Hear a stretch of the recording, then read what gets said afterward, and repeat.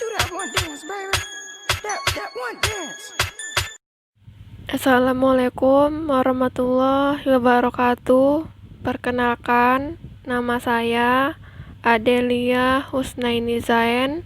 Saya berasal dari kelompok 4, indera penciuman dan pengecapan.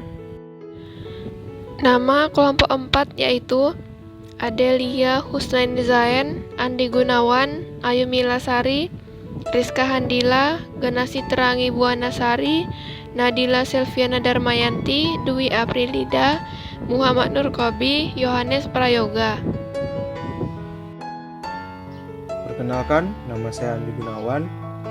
Baiklah, saya akan menjelaskan materi selanjutnya yaitu anatomi hidung. 1. Hidung terdiri, hidung bagian luar atau piramid hidung. 2. Pangkal hidung atau bridge. 3. Dorsum nasi. 4. Puncak hidung. 5. Ala nasi. 6. Columella. 7. Lubang hidung atau nares anterior. Yang kedua adalah rongga hidung atau cavum nasi, berbentuk terowongan dari depan ke belakang, dipisahkan oleh septum nasi di bagian tengahnya menjadi cavum nasi kanan dan kiri. Baiklah, terima kasih. Materi selanjutnya akan dijelaskan teman saya. Terima kasih. Assalamualaikum warahmatullahi wabarakatuh. Perkenalkan, nama saya Ayumi Lasari. Saya akan melanjutkan materi dari teman saya, yaitu reseptor membranal olfaktoria. Saraf olfaktori atau saraf kranial adalah saraf pertama dari 12 saraf kranial. Saraf ini penting dalam penciuman. Saraf kranial dalam kurung olfaktorius merupakan sel reseptor utama untuk indera penciuman. Saraf ini memonitor asupan bauan yang dibawa udara ke dalam sistem pernafasan manusia dan sangat menentukan rasa, aroma, dan palatabilitas dari makanan dan minuman. Selain fungsinya yang dalam meningkatkan nafsu makan melalui bauan, saraf olfaktorius juga dapat berperan dalam memperingatkan adanya makanan yang busuk, kebocoran gas, polusi udara, dan asap yang berbahaya untuk tubuh. Selain itu, saraf olfaktorius juga berperan sebagai elemen yang menengahi komunikasi dasar. Misalnya, interaksi ibu dan bayi. Baiklah, materi selanjutnya akan dibahas oleh teman saya. Baiklah, saya Dwi Aprilida. Saya akan melanjutkan materi sebelumnya. Fenomena olfaktorik. Anosmia. Proses penciuman terjadi ketika bau yang masuk ke dalam hidung diterima oleh sel-sel saraf pembau. Sel-sel saraf pembau ini kemudian mengirim sinyal tersebut ke otak untuk diolah dan dikirimkan kembali sehingga bau teridentifikasi. Anosmia terjadi ketika ada gangguan dalam proses penciuman tersebut. Gangguan ini bisa berupa gangguan di dinding dalam hidung. Gangguan di dinding dalam hidung biasanya berupa iritasi atau hidung tersumbat yang disebabkan oleh pilek, flu, rinitis non-alergi, rinitis alergi, sinusitis, dan kebiasaan merokok. Baiklah, materi selanjutnya akan disampaikan oleh teman saya. Warahmatullahi wabarakatuh. Saya bernama Ganasi Terangi Buanasari, akan menjelaskan materi tentang fisiologi pengecapan.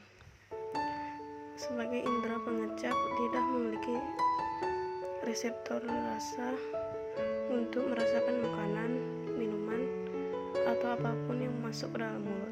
Reseptor ini ditemukan di kuncup rasa. Dengan begitu, Anda bisa membedakan rasa manis dan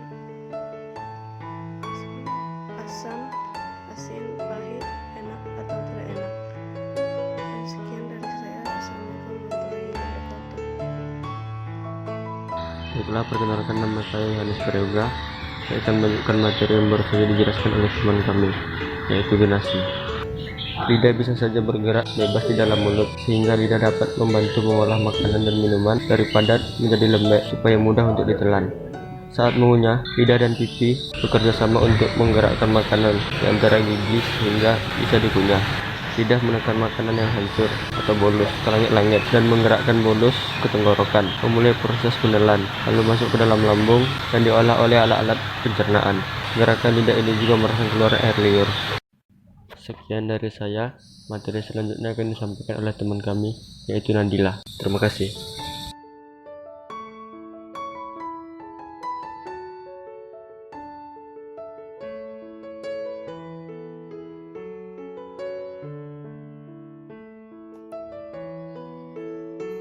Assalamualaikum warahmatullahi wabarakatuh. Perkenalkan, nama saya Nadila Sylvia Damayanti. Saya dari kelompok 4. Di sini saya akan menjelaskan tentang anatomi indera pengecapan dan jalur neurologisnya. Indera pengecap berkaitan dengan selera makan. Rasa makanan diterima oleh sel reseptor sensori khusus atau sel pengecap yang terutama terletak di lidah. Lidah terdiri dari otot. 1. Otot intrinsik hanya terbatas pada lidah dan tidak melekat pada tulang. 2. Otot ekstrinsik melekat pada tulang dan palatum. Materi selanjutnya akan dijelaskan oleh teman saya. Perkenalkan, nama saya Muhammad Nur Kobi. Saya akan melanjutkan materi yang dibahas oleh teman saya tadi.